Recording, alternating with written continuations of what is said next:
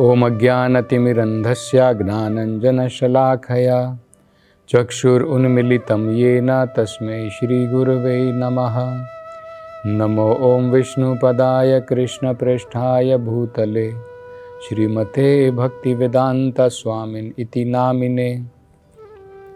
नमस्ते सरस्वती देवे गौरवाणी प्रचारिणे निर्विशेषा शून्यवादी पाश्चात्य देशतारिणे। जय श्री कृष्ण चैतन्य प्रभु नित्यानंद श्री अद्वैत गदाधर श्रीवासदि गौरभक्तवृंद। हरे कृष्णा कृष्ण कृष्ण हरे हरे, हरे राम राम राम हरे हरे। तो नारद जी अब एक और बड़ा महत्वपूर्ण उदाहरण देकर के समझाते हैं, आत्मा कैसे एक शरीर से दूसरे शरीर को प्राप्त करती है। इसे कहते हैं, अंग्रेजी में कहते हैं लॉ ऑफ ट्रांसमाइग्रेशन, स्थानांतरण होने के नियम। आत्मा एक शरीर से दूसरे शरीर में कैसे स्थानांतरण होती है, उसके कुछ नियम होते हैं। तो ये एक बड़ा सुंदर उदाहरण दे करके नारद जी समझाते हैं। नारद जी कहते हैं कि एक कीड़ा होता है, आपने देखा होगा, उसको कैटरपिलर कहते हैं। मतलब वो रेंग करके जाता है, ऐसे सिकुड़ता है एक पत्ते के ऊपर, फिर ऐसे फैलता है, फिर ऐसे जाता है, फिर ऐसे फैलता है। तो अगर उसको एक पत्ते से दूसरे पत्ते पर जाना है तो पहले वो दूसरे पत्ते के ऊपर अपना पांव रखता है, फिर अपना पीछे का पांव उठाता है, फिर नए पत्ते पर जाता है। तो ये उदाहरण देकर के नारद जी समझाते हैं, हम जीव एक शरीर से दूसरे शरीर की प्राप्ति कैसे करते हैं। ये हम अपने जीवन में भी देख सकते हैं। देखिए, जब आप चलते हैं, हम कैसे चलते हैं? हम अपना पांव जब रखते हैं जमीन के ऊपर, जब हमने आगे का पांव रख लिया है, तभी हम पीछे का पांव उठाते हैं। कैटरपिलर जो होता है वो भी ऐसा ही करता है। एक पत्ता है, ये इस पत्ते पर बैठा है, इस पत्ते से इस पत्ते पर वो कैसे जाता है? पहले अपना आगे का शरीर का हिस्सा ऐसे जमा लेता है नए पत्ते के ऊपर, जब जम गया तब पीछे का पोर्शन उठाता है और नए पत्ते पर आ जाता है। हम भी अपने जीवन में भी उदाहरण देखते हैं, हम कैसे कदम रखते हैं। पहले आगे का कदम टेकते हैं जमीन के ऊपर, जब वो टिक गया तब पीछे का कदम उठाते हैं। तो ये उदाहरण नारद जी क्यों दे रहे हैं? नारद जी बताते हैं, आत्मा भी इसी प्रकार से शरीर बदलती है। कैसे बदलती है? जब तक आपका नया शरीर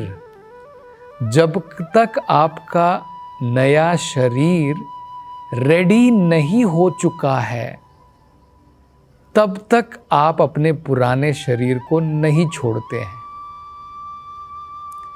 जब हमारे कर्म के अनुसार हमारा नया शरीर तैयार हो चुका है, जब आत्मा उसके अंदर में जाने के लिए रेडी है, तब हम अपने पुराने शरीर को त्याग देते हैं।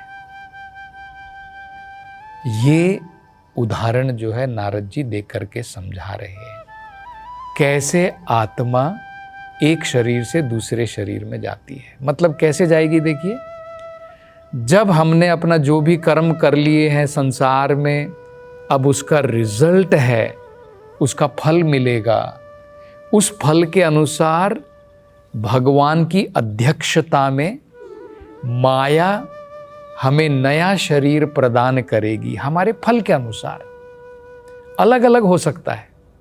हमने बहुत अच्छे कर्म किए हैं तो अगला शरीर हमारी जो है माया भगवान के अध्यक्षता में हमें एक मानो अगले जीवन में अब हमें मिलने वाला है देवता का शरीर।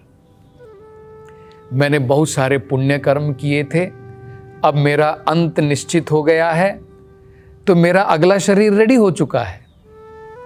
तो जब नया शरीर रेडी हो चुका है, मैं उसमें जाने के लिए रेडी हूं, तब मैं इस शरीर को त्याग देता हूं। और तब क्या होगा? ये आत्मा पुरुष के वीर्य के द्वारा आत्मा कहां पर प्रवेश करेगी? पुरुष के वीर्य में भगवान की अरेंजमेंट के द्वारा प्रवेश करती है। वो कैसे करती है वो भी वेदों में बताया है। देखिए, जो अन्न हम लोग खाते हैं, उस अन्न के द्वारा आत्मा हमारे वीर्य में, अंग्रेजी में कहते हैं सीमेन, पिता जो है आत्मा को माता के गर्भ में डालते हैं, अपनी पत्नी के गर्भ में डालते हैं, हमारी माता के गर्भ में। तो बीज डालने वाले पिता होते हैं। माता अपने आप बच्चे को जन्म नहीं दे सकती है। तो पिताजी का जो वीर्य होता है उसमें अन्न खाने के द्वारा आत्मा आ जाती है। उस आत्मा को पिताजी का वीर्य मां के गर्भ में डाल देता है और वहां पर जो है प्रेगनेंसी होती है और बाद में बच्चा धीरे धीरे मां के गर्भ में बढ़ता है, बाद में जन्म लेता है। तो अगर हमने अच्छे कर्म किए हैं, पुण्य कर्म किए हैं, तो मुझे जन्म जो है देवताओं के स्थान पर लेना है। तो देवताओं के वीर्य के द्वारा स्वर्ग में, अप्सराओं में, उनके गर्भ में डाल दिया जाऊंगा और वहां पर जन्म लेना पड़ेगा। अगर मुझे मनुष्य योनि में जन्म लेना है तो उसी प्रकार से किसी पुरुष के वीर्य के अंदर में आत्मा प्रवेश करेगी और बाद में उसके द्वारा स्त्री के गर्भ में डाल दी जाती है। इसी प्रकार से जानवर का भी है। तो ये तरीका होता है हमारा नया शरीर धारण करने का। जब तक हमारे कर्म के अनुसार हमारा नया शरीर रेडी नहीं हो जाता है, तब तक हम अपने पिछले शरीर को नहीं छोड़ते हैं। महत्वपूर्ण देखिए ये क्या है, हम इस शरीर से इतने आसक्त रहते हैं कि हम मृत्यु के समय तक भी शरीर को नहीं छोड़ना चाहते हैं।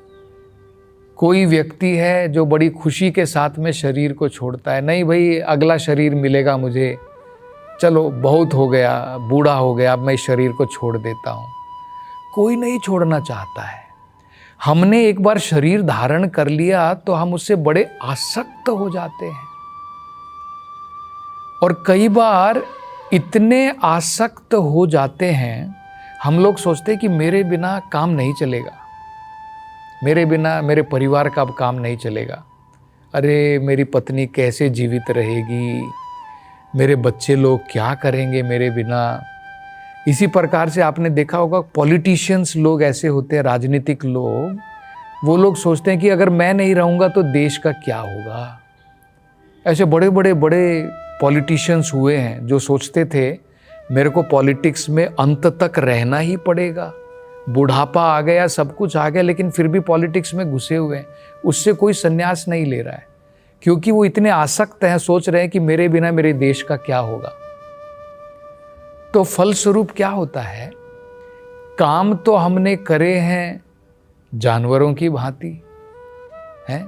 मान लीजिए आपने कार्य किए हैं जानवरों की भांति, तो आपको अगले जीवन में मनुष्य का शरीर तो नहीं मिलने वाला है। तो क्या होगा, आप अपने देश से बहुत आसक्त हैं, लेकिन कार्य आपके जानवर के बराबर थे, तो आपको दोबारा उसी देश में जन्म मिल सकता है, लेकिन मनुष्य का जन्म नहीं मिलेगा। हो सकता है कि आपको बकरी के रूप में जन्म मिल जाए और बाद में कसाई खाने भेज दिया जाए, वहां पर हमारी गर्दन काटी जाएगी। देखिए, हो सकता है इसी देश के अंदर में, जिससे हम लोग इतने आसक्त हैं, एक कुत्ते के रूप में हमारा जन्म हो जाए, क्योंकि कर्म हम लोगों ने उस प्रकार के किए। और कई बार ऐसा बताया जाता है, जैसे कि मान लीजिए कि आप अपने घर से बहुत अटैच्ड हैं, बहुत आसक्त हैं और छोड़ना नहीं चाहते हैं कि मेरा परिवार मेरे बिना क्या करेगा। हम लोग इस प्रकार से आसक्त रहते हैं, तो हो सकता है उसी घर में दोबारा जन्म हम किसी जानवर के रूप में लेकर के आ जाए। कोई बड़ी बात नहीं है उसमें। तो ये सब संभव है। यही तो नारद जी बता रहे हैं कि हमारे कर्म के अनुसार हम छोड़ना भी नहीं चाहते हैं शरीर, लेकिन जबरदस्ती हमें छोड़ना पड़ता है। हमारा समय पूरा हो गया है। ये तो किराए का मकान है, ये हमारा परमानेंट मकान थोड़ी है कि हमें छोड़ना नहीं। एक दिन तो छोड़ना पड़ेगा भाई। मालिक एक दिन कहेगा खाली करो, तो खाली करना ही पड़ेगा ना। तो जब हमारा इस शरीर का समय बीत जाता है, हम लोग फिर भी आसक्त रहते हैं। और उसके फलस्वरूप कई बार क्या होता है, आपने देखा होगा, व्यक्ति जो है अब आगे का शरीर, क्योंकि इतना आसक्त है वो, इसको छोड़ के नहीं जा रहा है, तो कई दिनों तक कोमा में रहता है। देखिए, कोमा का रीजन क्या होता है साइंस नहीं बता सकती है, लेकिन ये वेदों में बताया है। कई बार हम लोग सोचते हैं कि लोग कोमा में क्यों चले जाते हैं। कोमा का मतलब है बिल्कुल एक जीवित है, लेकिन कोई चेतना नहीं है। अब क्या है, उसका समय आ गया है, उसको शरीर छोड़ करके जाना है, लेकिन वो तैयार नहीं है, बिल्कुल छोड़ करके जाना नहीं चाहता है, बहुत आसक्त है, तो बहुत दिनों तक कोमा में पड़ा रहता है। बाद में शरीर त्यागता है और बाद में नया शरीर धारण करता है। इसी प्रकार से हम देखते हैं कि कई बार व्यक्ति जो है अपने समय से पहले अपने शरीर को त्याग देता है। कई बार अपने शरीर को त्यागना नहीं चाहता है, समय आ गया लेकिन त्यागना नहीं चाहता है, तो कोमा में पड़ा रहता है। कई बार समय के पहले अपने शरीर को त्याग देता है, बड़ा जिंदगी में नीरस हो गया, फ्रस्ट्रेट हो गया, किसी बिल्डिंग के ऊपर जाकर के छलांग लगा देता है, आत्महत्या कर लेता है। अब उसके कर्म के अनुसार उसे इस शरीर के अंदर में, इस स्थूल शरीर में और बहुत समय तक जीना था, लेकिन उसने क्या किया, अपनी फ्रीडम का गलत प्रयोग करके अपना जीवन जो है पहले अंत कर दिया। अब उसका अगला शरीर तो रेडी नहीं है, क्योंकि नारद जी बता रहे हैं जब तक नया शरीर रेडी नहीं होता है तब तक हम इस शरीर को नहीं छोड़ते हैं। लेकिन उसने किसी न किसी प्रकार से छोड़ दिया। तब क्या होगा, अब उसे नया शरीर तो नहीं मिलेगा इमीडिएटली, तुरंत तो नहीं मिल जाएगा। कुछ समय तक मन, बुद्धि, अहंकार सूक्ष्म शरीर में वो घूमेगा। उसको ही तो हम लोग कहते हैं कि भूत प्रेत होता है। भूत प्रेत का मतलब क्या होता है? भूत प्रेत का मतलब है जिसके पास स्थूल शरीर नहीं होता है, वही भूत प्रेत होता है। अब क्या होता है, उसमें वासनाएं तो हैं, उसने किसी न किसी प्रकार से या तो ऐसे घोर कर्म किए हैं, दो प्रकार से हो सकते हैं, या तो आत्महत्या कर ली है, या ऐसे घोर कर्म किए, ऐसे पाप कर्म किए हैं कि उसको अभी अगला शरीर इमीडिएटली नहीं मिलने वाला है।